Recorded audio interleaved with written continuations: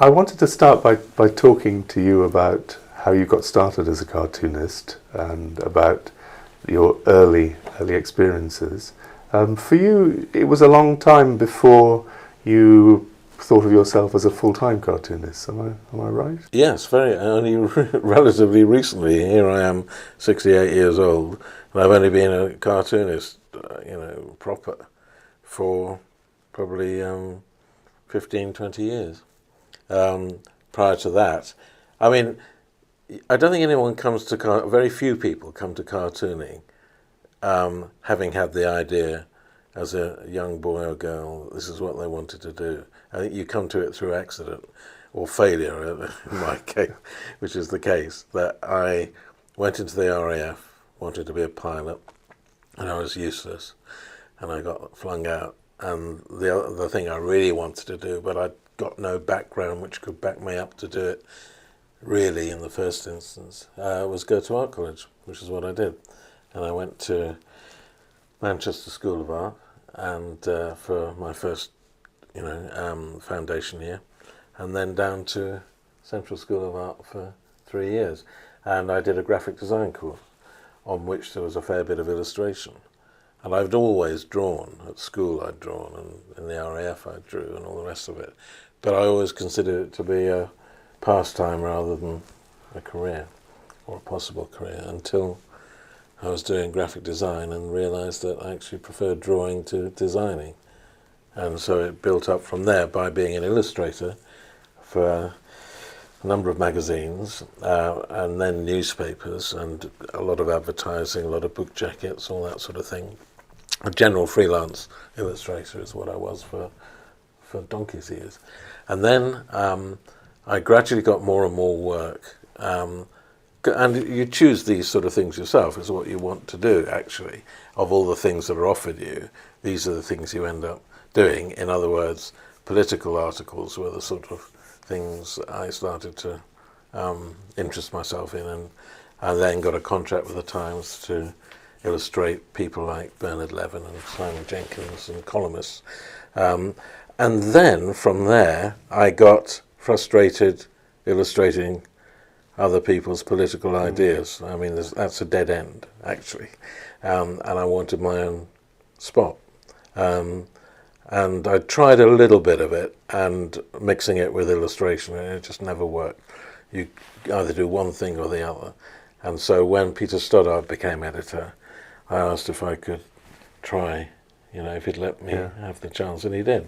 I should have started off possibly by saying, do you consider yourself as a cartoonist then, or are you an illustrator who No, I'm not an illustrator anymore. I'm very, very firm about this, right? Because there's a world of difference. I mean, illustration is a noble pursuit and all the rest of it, but it relies on something else for its whole being, really. Yes. For existing, stand on its own. Can't stand on its own. It's an adjunct to something else. Whereas that's what I was explaining about the frustration of being an adjunct to Bernard Levin. There are only so many times you can draw hammers and sickles and the Russian and communist Russia and all the rest of it in a month, and you finally decided, no, I wanted to have my own space. And that's the difference, is that you are making the comment, and you are, no one's asking you to look at an article and sort of base it on that, or base it on the day's news in any particular fashion other than your own way of looking at it. So in that illustration work, was it being suggested what you should draw for an article? Was it No. But it was just limited by the. It was limited by the article and the political thinking within the article. So, you felt. I mean, illustration in a wider sense is absolutely fine, but illustration as a adjunct to a political thought is kind of pathetic, really, because they've got the thought and all you're doing is embellishing it, and political thinking being the way it is, you might be doing things that you don't agree with, I just hated that. Did you see yourself as a political animal before doing that news illustration? Not a political animal, because I can't remember who it was who said it, but one cartoonist not too long ago said, "You never do a political cartoon unless it's going to be printed. There's no such thing as sort of doing it for fun." Or, I mean, and I feel sorry for the people, and quite a lot of people do write to me or email me and, give me, a sample of what they're doing, and would I comment on it and all the rest of it. And they're just doing it, out of the blue. They're not doing it for anything. They just want to make their way in this particular world and of cartooning. And they want a bit of help and advice. And, it's the hardest thing in the world to, come up with ideas, put them down as a formed, cartoon, when there isn't anything at the end of it. Forget the living side of it. There's just no printed side of it either. It's not appearing. So you've got to actually have the job, really, to do it. Yes. And so the skill is not just in being able to do one cartoon, it's to be able to do it every day. Yeah, exactly. Yeah. That's a major skill of it. It really is being able to, sustain it and sustain the interest. I mean, when you said, was I a political animal, I was to a degree, in the sense that I was doing these current affairs type illustrations for a lot of things, and I was just interested in what was going on, but more interested in the end in what was going on with my own thinking and my own slant on it, really. So you can only really be a true political animal in the field that I work in when you've got the wherewithal to do it. In other words, a job. Yes. Otherwise it just doesn't work. So when you were starting as a cartoonist, which cartoonists influenced your work? Well, as a child, I was very interested. We used to get the Daily Mail and one or two other newspapers as well, I seem to remember. And Illingworth was a hero of mine. Probably, given that I was, pretty young, 12, 13, at that time, I was noticing these things. I probably wasn't as interested in the political thinking behind them as the way he drew. I loved the way he drew. I just thought, that was ace. But other cartoonists, I don't know. I mean, the cartoonists you get in comics, yes. Eagle, I love the Eagle. And, all of those, Frank Bellamy's and all the rest of it. Loved all that. And in a sense, that sort of was what stimulated me to draw all the time, was seeing cartoons and illustrations in newspapers and magazines and kids' comics, really. So, yeah, they all influenced me. But influence is a very tricky thing to define, really. I mean, I could say that over the years, my interest in various cartoonists, has been great. And, Heath Robinson's been a big influence on me over the years, because I used to love what he did. And not an influence in terms of his particular, invention, because he was unique. You mentioned Pont as well in the past. Well, Pont is not really an influence, because I didn't really discover Pont till quite late on, 20 years ago, something like that. And I just love what he does, and I got a lot of his originals. But, an influence is a difficult thing to judge. I mean, you try not to be influenced, Yes. You fight against all of that sort of thing. Who else? I'm influenced more in sort of technique, in watercolour and things like that. I love watercolours, and it helps me enormously now because of working in colour and the way newspapers work. And having to work quickly, watercolour's brilliant, because you can cover quite a lot of space. And I've got a big space to fill every day. I've got half a page of the newspaper every day to fill. And, without trying to take too many shortcuts, watercolour does enable you to, fill. If you drew like Pont every day, you'd be cross-hatching, and it'd take you 3 days to do the damn drawing. But it doesn't. Unfortunately, it doesn't. Maybe that's a good point to move on to talking about the way that you work and the way that you like to work. One big change that's come in your time as a cartoonist is the introduction of colour. Yeah. And it seems to me to be something that you've responded to wonderfully well and really use colour. Well, very powerful. That's kind of it, but I'm not a natural colourist. There are a lot of people who can use colour extremely successfully, naturally, and I don't. I tend to use colour naturalistically, if you like. I don't do too many, that green goes with that grey, and I know what works with purple, and all the rest of it. I don't work like that. So I just work instinctively, naturalistically. In other words, if I'm drawing, I don't know, a prison cell, I want to make it look like a prison cell. I don't want to sort of give it a design aspect to it that, it looks pretty or whatever. So how did you come to terms with, was it a big impact, the coming of colour? Yeah, it was. Oh, I hated it. Absolutely hated it. I mean, a couple of things involved in that, and that is that I'd always believed that cartoons, particularly political cartoons, which have an edge and a bite to them, are best served with black and white, if you like. So that's reducing things to the minimum. And I'm very keen on that anyway, even though I'm using colour, which gives you more decisions to have to take during the day, and also it complicates things a bit, really. It doesn't, because most people look at colour as the natural way of things. I mean, when there were black and white televisions, no one said when colour came in, oh, I don't want to have anything to do with that. So I thought that was silly to object to it, and it's the way things are.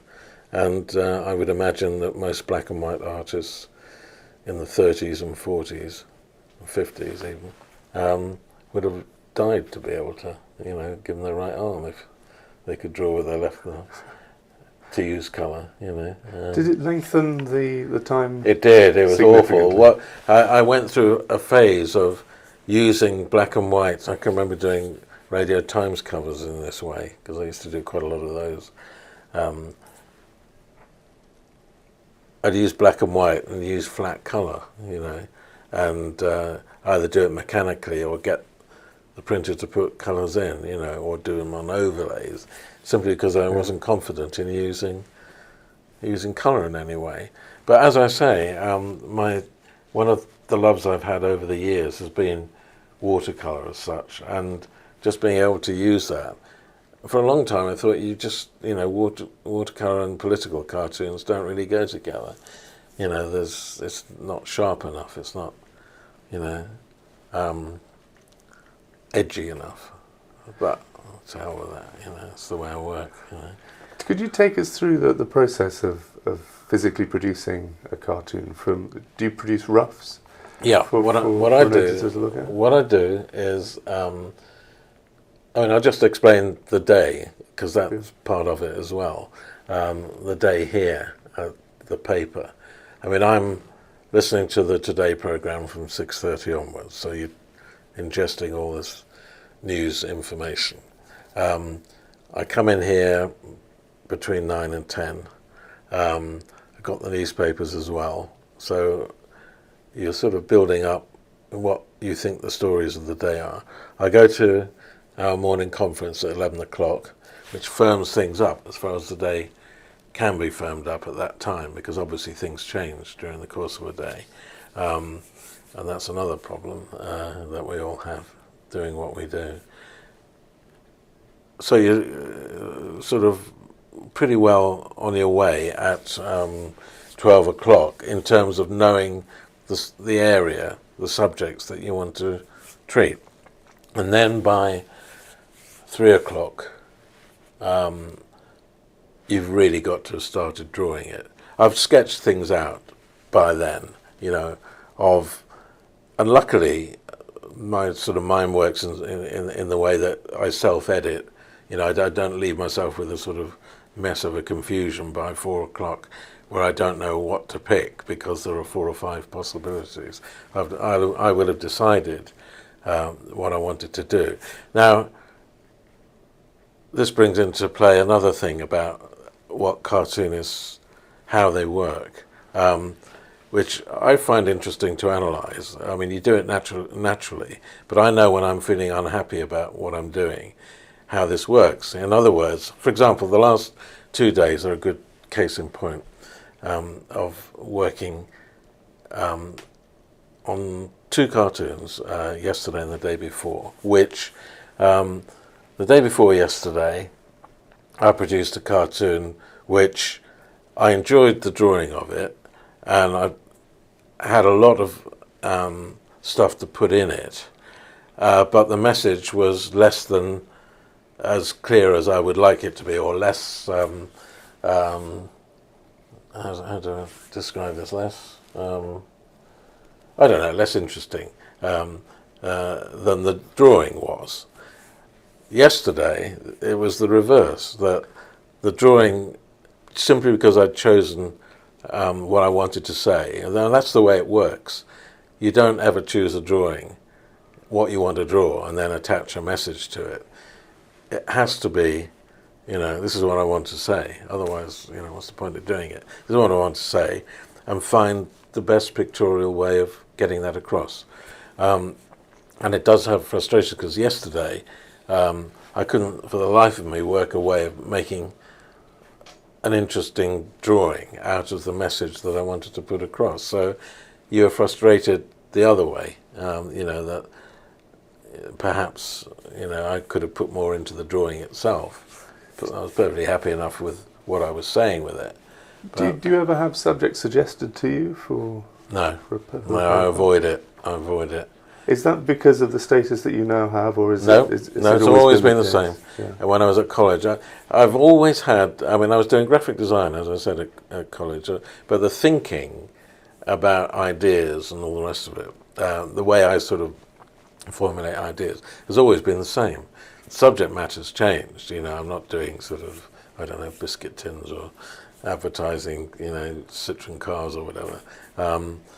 I'm using political thoughts. I mean, thoughts about politics. But for some reason, I can trace back the same sort of type of way of thinking that goes into it. You see, the idea is paramount, and you've got to be happy in your own mind that you know what you're saying, because, that's what you're doing. I mean, far better to have a really good thought that's, drawn badly than a fantastic drawing with a crap idea behind it, or no political content. That's death, there's no point in doing that. So it's marrying these two things is what I've been describing at length, really, in making the balance of the two things satisfactory. And you know yourself when you've got it right. No, nobody tells me, but that's nothing to do with the fact that I've been working, for as long as I have, or anything like that. It's to do, there's no satisfaction in someone saying, will you go and, I want you to draw Kenneth Clark today because he's the story, and I want you to have him swapping out his cell, and David Cameron's going to be tripping him up, and, just go and do that. Absolutely no point at all. But you do work in the newspaper office. I mean, presumably you could work at home and I send did stuff in. But I did for a while, but as an illustrator, not as a cartoonist. But what is it that you like about working in the office? Is it being close to the news and getting a sense of what's developing? I'm absolutely positive, miss out on a variety of things if I carried on working at home.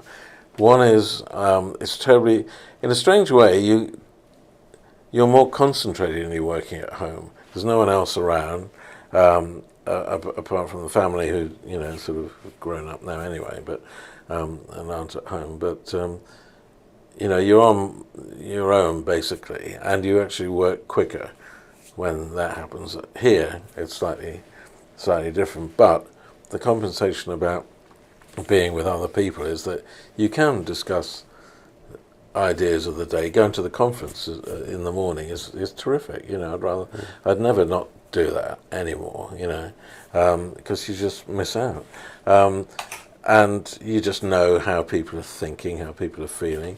I mean, I work for this newspaper, and being in this office gives you more of a feel of what the newspaper's all about.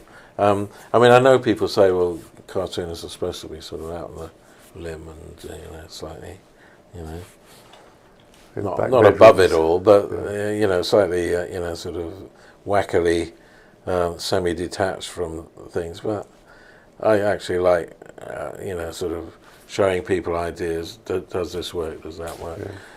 Which I do during the course of the day.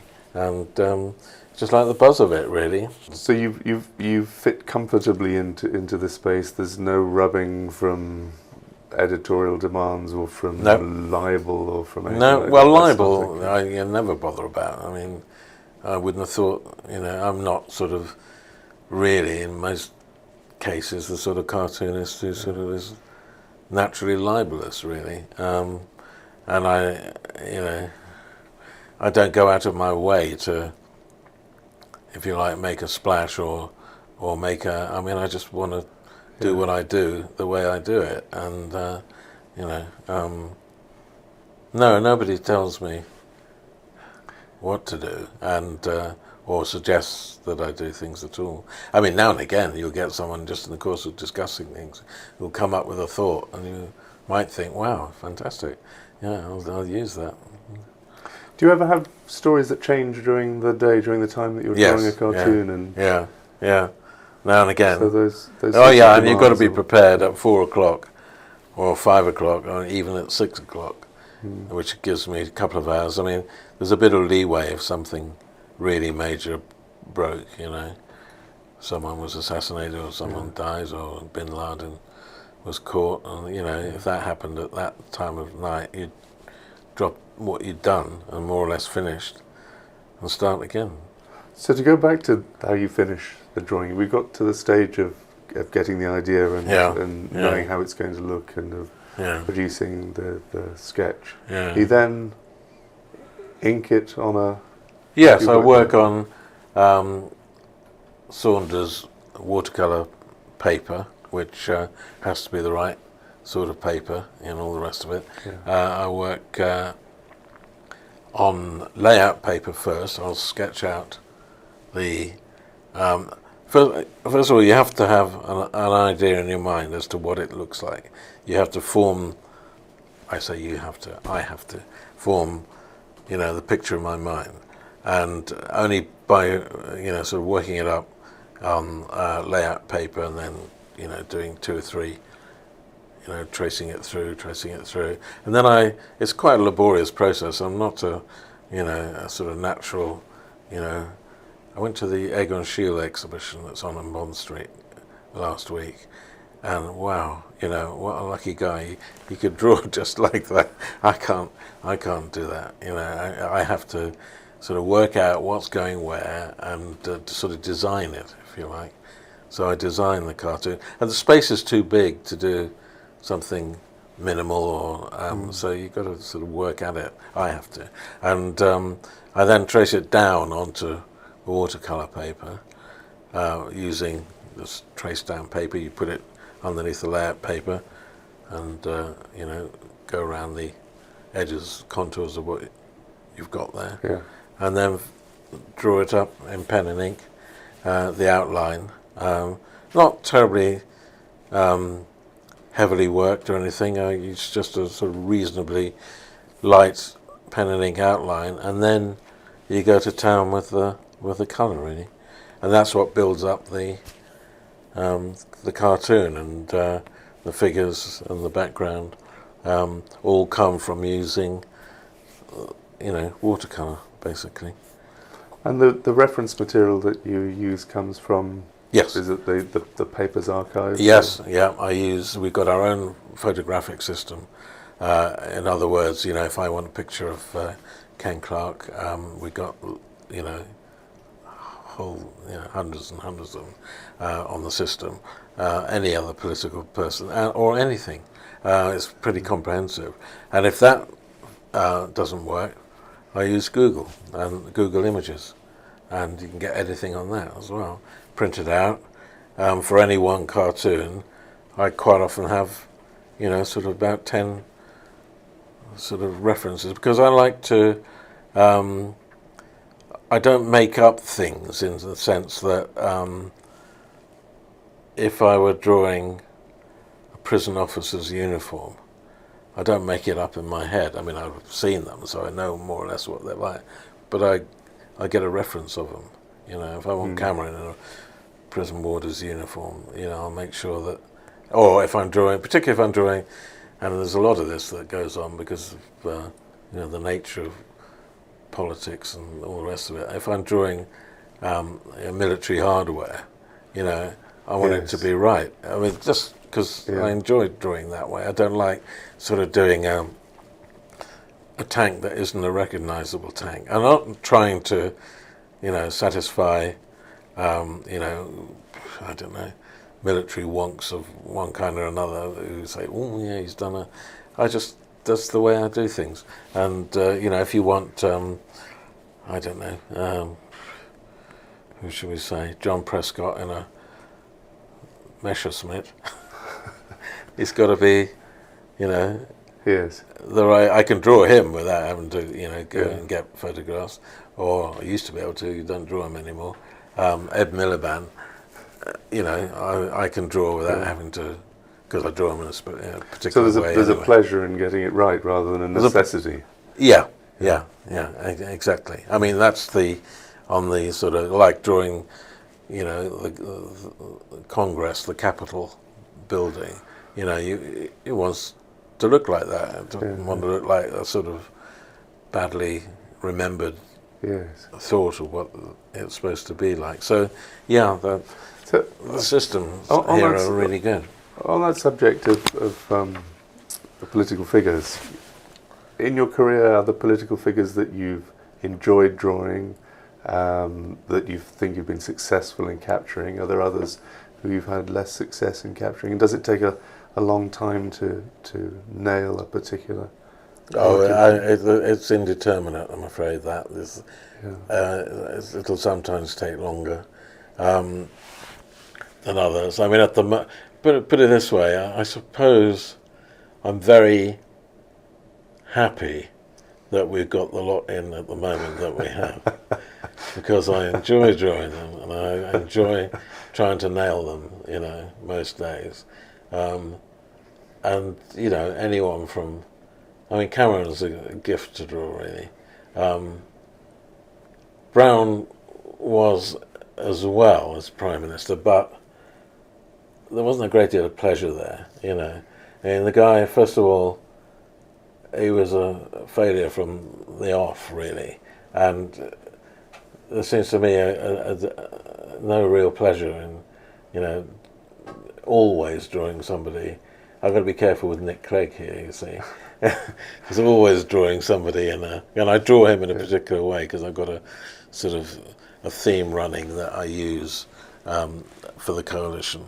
Not all the time, but I use it sort of, reasonably frequently, which is a sort of Westminster running cartoon gag, really, at Westminster Academy, where Clegg's the fag and Cameron is, head of school and treats him terribly and all the rest of it. I love doing that. And also it gets people very upset because they hate it and they hate me keeping on doing it, First of all, they hated it because it is repetitious and it's more or less the same joke. But you find different ways of sort of making him, suffer at the hands of Cameron. So it's a great sort of fun thing in terms of, but it's got to work within the political context of that particular day as well if you're going to do it. So it's not it's not what's the word, gratuitous. It has a grounding in the day's news and the facts of the the political situation. And when I started doing that, which was on day one of the coalition, when that was formed, because that's the way I saw it. I didn't think I'd do that many of them. I didn't see it developing that way because I thought, this is the way it is now. Clegg will probably, rise, to the occasion and be an equal, or perhaps, you never know. But at the moment, that's the way it seems. But it's gone on being like that. But readers do get pissed off with it because. How do you feel about that? I like it. It doesn't. Because to me, I'm not doing it to annoy them. I'm just doing it because that's the way I see it, and that's what I do. And that's a way of producing a cartoon, say, once every 10 days or in a fortnight, as opposed to doing, cartoons. I mean, some people make the point that I'm doing the same thing, but I'm not doing the same thing. And almost, it's a bit like politicians getting a message across. They hammer it home, and I'm sort of doing the same, really, because that's the way I see it.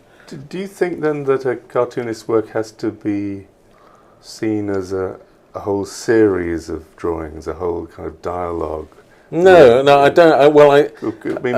It doesn't have to. One of your Cameron cartoons on its own has a different feeling if somebody saw just one, from seeing day after day that depiction develop, that caricature develop. The Westminster Academy thing. Yes, or maybe your pretty hard-hitting cartoons of Gordon Brown towards the end of his prime ministership. That kind of repetition is. Yeah, but it's only repetition in the sense that that's. Well, I don't mean repetition because the idea is not going anywhere, but it gains more power because that image comes day after day. Yeah, well, I mean that's just the fact of what I do. I don't see it as a plan. I don't see it as this is going to hammer him. I'm going to just keep on and on and on. I don't ever do that. I mean, in fact, I'm sort of very conscious that you don't want to bore readers by doing the same thing too often, and I'm quite aware of that capacity to turn people off just by not what you're saying, but by the fact that they're seeing too much of the same sort of thing. So you try and vary it. And we touched on it earlier when you said, the art of doing it day in, day out. That's part of the process, that you're aware all the time that you just break it up. I mean, see, I do this thing on a Saturday as well, Nature Notes, which is using animals and vegetables and things. And I've been doing that for about 14 years, every Saturday, and that sort of has gone reasonably well in terms of being able to sustain it and enjoyed doing it, and it sort of fitted in, but it does have drawbacks which has made me stop doing it for lengthy periods, such as I run out of vegetables, or I run out of, not physically, but I run out of the ones to draw without being repetitious, or animals, you're drawing using the same things you've already done, but in a slightly different way. And I don't like, I get bored with that myself on the repetition front as much as anything else, so you don't want to do it. But also the other thing is that it's quite a discursive type of cartoon. It's got quite a lot of words in it. It's not a single image, which is what I really like doing most of the time, is reducing everything to one. I'm not, and there are, without naming names, there are cartoonists, political cartoonists working now, who, put a lot into what they do, a lot into single drawing, and there's no single focus necessarily. I mean, that's a way of doing it, and that's their way. It's not my way, and it has to have, if you like, one single idea that isn't in any sense able to be misunderstood. It's got to be, people have got to get it. I live in fear of cartoons that people don't understand. Well, a lot of it is the political side of it. The political cartoons are not everyone's cup of tea at all. Particularly a newspaper reader, probably most of them just turn over and don't even see it, and don't want to see it. Do you see people reading the paper on on the train? And, Yeah, now and again. See what. Yeah. Do, Yeah, I don't watch go what up. they do. I don't go up and say, "Oh, do you like that?" No. Do you watch them as they come to the cartoon? Yeah, yeah. I actually get. It's not so much of myself seeing that as I get reports back from people who come in the morning and said, "Oh, there's someone on the tube sort of laughing at one of your cartoons." And I love that. That's good. That's a nice reaction. That kind of leads us on to the question about a cartoonist's impact. Yeah, yeah. Not only what impact a cartoon can have or should have, but also how you know what impact a cartoon has. Yeah, yeah. Do you think cartoons have an impact on newspaper readers? Bloody hope so. That'd be like sort of, I don't know, a vicar who's sort of talking to an empty church, really. You wouldn't want to do it, really, is all I'm saying. What sort of an impact is it, though? Well, is it just entertainment? It's not. The strange thing is, if someone says to me, and sometimes good people like yourself ask me a question, define a political cartoon. You know that a political cartoon is all things to all people. I mean, it changes with. Some people see it one way, some people see it another, and to my mind. What you're doing is, as a political cartoonist, you're the sort of, David Lowe said this, and it's a very good definition, I think, you're the permanent opposition. You are not for anything. There's no such thing as doing a cartoon that is in praise of something. I don't think there is. I hate all that, those sort of mawkish cartoons that sometimes you get where, someone's done something and you're praising a politician for having I don't like that. So you're always attacking something, or disputing something, or going against what someone's decided. And the reaction is it matters, because if you didn't think anyone was taking any attention, there'd be no point in doing it. But the point about that is that you're not doing it to bring down politicians as such. I got no agenda whatsoever in wanting to change the government. Well, you have as a voter, but you're always against the government. Do you see what I mean? Whoever it is. Well, I am anyway. I just instinctively that's what I do, and so I don't. But I am political in the sense there are things that I'm recognisably political in. There are things that I feel. So exercised about that. I mean, for example, Iraq, right from day one when that whole thing started, I was against it.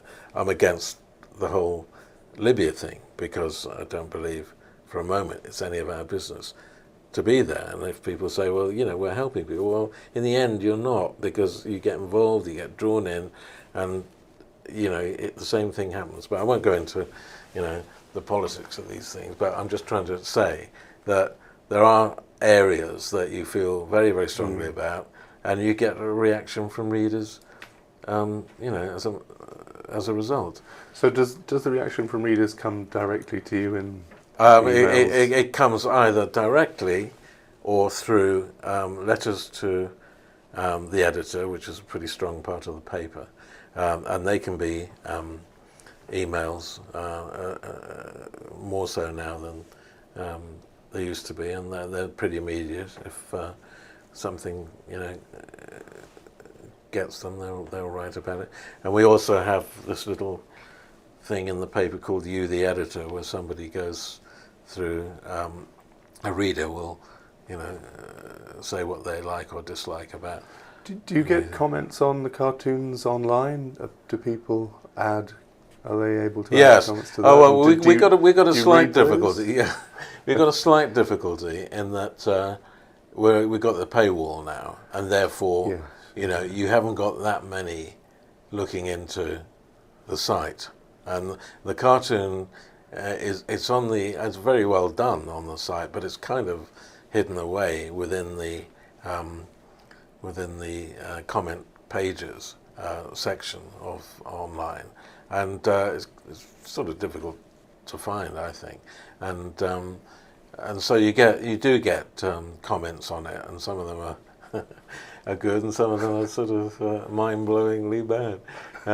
So there are all sorts of different ways of getting the reaction, and I gauge the reaction really from if somebody says something when I'm here, in the morning. If 2 or 3 people mention the cartoon, you know that it sort of worked, better than the ones that nobody mentions anything. And you can guarantee that from the 2 or 3 people here saying something, then there are a lot of people out there who have seen it, who probably think the same. What about the other audience out there, the politicians themselves? Do you meet politicians? Occasionally, but not very often. I do my damnedest to avoid them, really. I mean, I don't have to see them, I go to the House of Commons occasionally to PMQs, and I like that very much. I go to party conferences, but I don't, and parties and all the rest of it, you do get to meet these people. But it's not my business to. It's terribly difficult, and I have done it on occasion, I have to admit. When I was a fair bit younger, you go up to a politician and say something, and it's self-defeating doing that sort of thing. There's no point, and there's no point in trying to, unless you've got something to say about what they're doing, or what they're saying, as opposed to drawing it.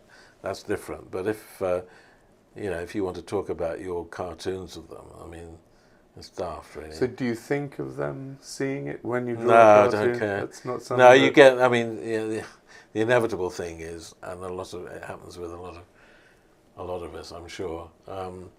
You get asked for the original, to buy the original, and certain politicians are more vocal about it than others, or do it more than others, So there's a lot of that, but I discount that totally, because I couldn't care less whether they want them or not. In fact, it's almost a point of failure when they want something, because you haven't sort of been unpleasant enough, really, or what you're saying hasn't hit home. So it can be double-edged, that sort of thing. Well, one edge, as far as I'm concerned. I don't like it, and it's actually not the politicians you're aiming at these things at. It's the people who vote for them in a strange way. That's the way I see it, anyway. Because it's exactly like having. I mean, I think my role is very like a leader article or a columnist. I'm doing it daily, which no other columnist does. I don't think. They have 2 or 3 or 1 shot a week, and I'm lucky enough to have 5. So you're more or less doing that as a process. That is what it is, but in visual form. One thing I wanted to ask was about whether cartooning has had to change during the time that you've been cartooning.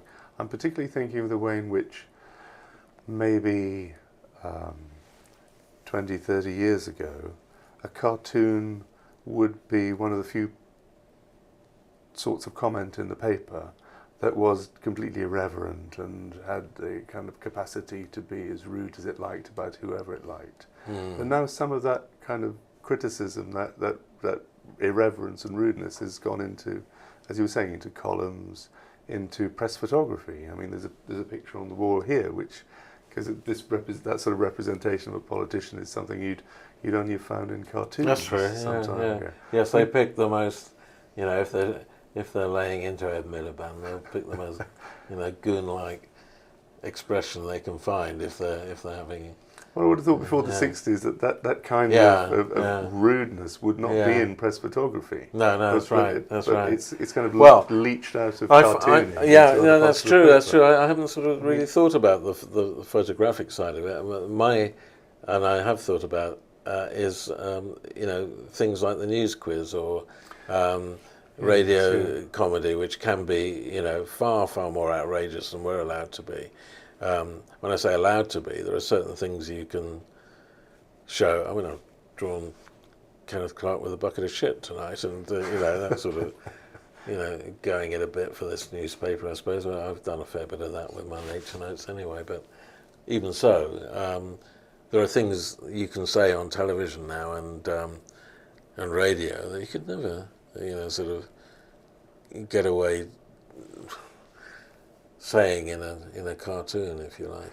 That's interesting, because you've spoken before about the fact that editorial staff don't tell you where the lines are, No. that you mustn't cross, or tell you not to cross lines. No. But you obviously know where those lines are within the context of the newspaper, of this particular yeah, paper. of our paper, yeah. And there are things. Oh, you're quite often pushing against that, and sort of trying it. I mean, having the Pope with a condom on his head was enough to cause a huge, huge offence, but. But you knew when you were doing the cartoon. I knew when I was doing the cartoon, and there wasn't any attempt to stop me doing it, because it was actually on a very, very serious subject. Yes, yeah. And I think gratuitous, I don't know, F words or whatever you want in cartoons, I can understand why there's no point, no need to have that, really. And there are other cartoonists who, sort of are much more scabrous, if you like, much more, scatological all the time than I am. I just do it occasionally. And I don't pick and choose. I mean, it's just got to be with, the particular idea that I want to get across. And some people do it, and I just think the more they do it, the less effective it is. Do you know what I mean? Just without naming names, there are one or two cartoonists who are just so repetitious as to, they... That's useful and interesting from my point of view, because it brings us on to this question about the whole tradition of cartooning. Yeah. Because some cartoonists, like Martin Rosen or Steve Bell, might see themselves as kind of reaching back to the 18th, early 19th century, to draw on a tradition of that kind of scatological, visceral cartooning, which died out in the 19th century. Yeah. Do you see yourself working within a distinctive British cartooning tradition? Yes, I think so. Or is it one of a much wider European tradition of... No, it's not European, because they work in quite a different way. There are no French cartoonists, for example, or German cartoonists that I can think of, that produce work in the same way that we all do here. I mean, I think we are, to a greater and lesser degree, accepting what you say about, various cartoonists being, visceral a lot of the time.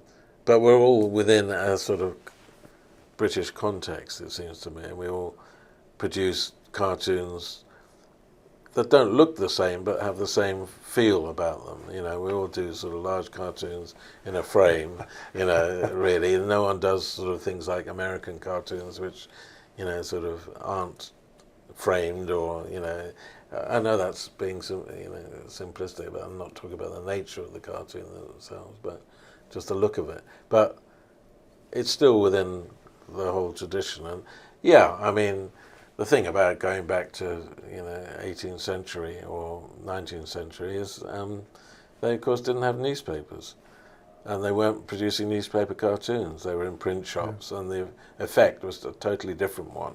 They did it, the cartoon of the day or whenever it was, every 2 days or whatever it was. And people would go to Mrs. Humphrey's print shop and stand outside and wait for the next cartoon to appear and all the rest of it. But it wasn't like a newspaper, and you didn't sort of have the same constraints that a newspaper puts upon. And I think the main one is, for both the reader and, in my case, for myself, the boredom factor. That doing the same, oh God, I haven't done a disemboweled child this week. Christ, what's wrong? that would bore me to tears to have to feel I had to do that every day. I mean, I'm far more interested in, I don't know, not taking things from the side. I'm just far more interested in sort of getting ideas that work in different ways during the course of any week, Sometimes it'll be just a visual gag. I love doing cartoons that don't have any words in, but you can't do those all the time, and nor should you. And I love doing sort of these running gags now, like the Westminster Academy and the Nature Notes thing, and I'll draw Ed Miliband as Wallace, and that sort of thing. And whenever I draw him, it's like that. But there's an awful lot of other stuff that are one-off things that you do. So it's making the variety to keep myself interested, and more importantly, in a strange way, other people interested, really, and not bored stiff with what you do. To go back to something you said, Dan, about the difference between British cartoonists and, say, European or American cartoonists, you mentioned style or stylistic differences. What other differences would you see? Oh, American cartoons, I've always felt, which I'm a great admirer of a lot of them, particularly 2 or 3 of them. And they got hundreds. Actually, they're dying out. That's one of the sad things, with the internet and all the rest of it, and newspapers sort of folding quite readily over there at the moment, and so the cartoonists go with them. Stylistically, they are quite different. They're sort of. Just on a simple way of drawing, they draw things differently. They are quite spiky, aren't they? Is their approach to to cartooning different? Yeah, I think they're a lot tamer, actually. Yeah. On the whole, they're a lot sort of nicer, and they don't. And there's something to do with. Their political hierarchy, our royalty, basically. That doesn't stop a lot of us here sort of having a go at royalty as well. But they consider it beyond the pale to be too outrageous about. The president is a sort of figurehead as opposed to just being a politician. He's a sort of embodies the state and all the rest of it. So a lot of them, not all of them by any means. There always seems to be a great playfulness about British cartoons, political cartoons as well, and a kind of ironic distance that they're never quite. There's always distance between the cartoonist and the subject. When you have references to popular culture like Wallace and Gromit, 2 ideas for the price of one. It's a lot of. I love doing those using. I don't know, the Olympic torch that's just come out. I haven't done it today, but if I had, it was one of the thoughts I had, using the new Olympic torch that they've just come up with and revealed today as a metaphor for something else. And metaphor is one of the big, and using another story to convey, because this clash of things can be amusing or it can be, telling, and that's why. As I say, the political cartoon isn't one specific thing. One day you'll want to make people laugh, and another day you won't. And one day you can do it through, as I say, bringing 2 stories together to create a third image. For example, when Nigella Lawson wore that burqa, do you remember? To go swimming in. It's a burkini, she called it. I had Nick Clegg in it because he was having a rough time doing something else. It's just using an image that everyone is talking about. It has 2 purposes. One is it makes the connection that much more amusing for people because they're talking about that particular talking point and seeing it in a different context with a politician. Looking at your work from, say, 25, 30 years ago, you did a lot more labelling. Which you've abandoned entirely now. Yes, I have. It's funny that. I think most of us have, strangely. And there are 1 or 2 cartoonists who I really do admire. not politi- I don't admire his politics, but gosh, name's gone. Come back to me in a moment. There are several of them actually like that, who could be quite right wing in their way, but they've got a terrific way of working ideas up, and you admire them for their technique or their ability to come up with their sort of thoughts. But they use labels all the time. You're always getting, I don't know, twisters or tornadoes with government spending on it and all the rest of it. And I used to do it a lot, and I think that was because it was, when you're getting into cartooning, that's the accepted form of what cartoons used to be. I mean, you wouldn't do it now probably if you were coming new to cartoons. I think I probably caption things a lot more now than I used to, and therefore labelling can be done through what one person is saying to another. Do you know what I mean? Or the context of what you're saying can be done that way. I mean, I nearly had that problem today actually when I was doing a thing about Ken Clark slopping out, and I needed to put what he was slopping out, obviously his own excrement, but a label on the basin. But I didn't want to do that. It was bad enough he's in the shit anyway, basically, and Cameron's the one who dropped him in it, and you don't need to do it. One final question then, which is the question about where does it all go from here? Not for you personally, but the art of, well, for me personally and the art of political are both downhill, I should think. Fast. Well, I think I'm incredibly lucky in the sense that I'm now 68. I don't know how many more years I've got in me to do this. And strangely enough, with cartoons, a bit like musicians, cartoonists, sort of do carry on because there's no reason. It may be a sedentary life, but it's not exactly a terribly energetic life. So you probably can go on, doing it because you don't actually have to wear yourself out apart from mentally. So that side of it's all right. But in terms of, I think, why I say I'm lucky is I think I'm probably seeing the end of our craft, if you like, as it's always been done. It's had changes, and you've mentioned them, like colour and 24. You haven't mentioned it really, but the 24-hour news process has made a huge difference as well, because not only do your cartoons appear in the paper, but they're on the iPad and online as well. So and online changes throughout the course of 24 hours, and apart from the actual way that you do things being affected by 24-hour news, you've got to work that much faster really than I suppose you ever had to, and things change much more rapidly, so you are, it's that much more difficult, so you are a prey to but I think really that newspapers are, I hope, it's terribly difficult to know, because I don't know, and I don't suppose that many people do, how many more years we've got as a newspaper industry before.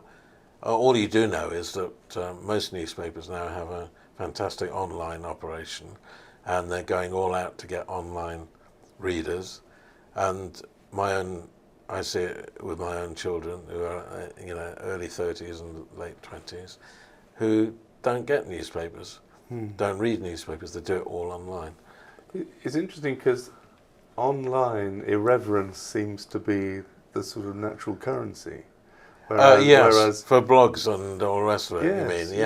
That's whereas political cartooning, until very recently, the newspaper was against a very serious background.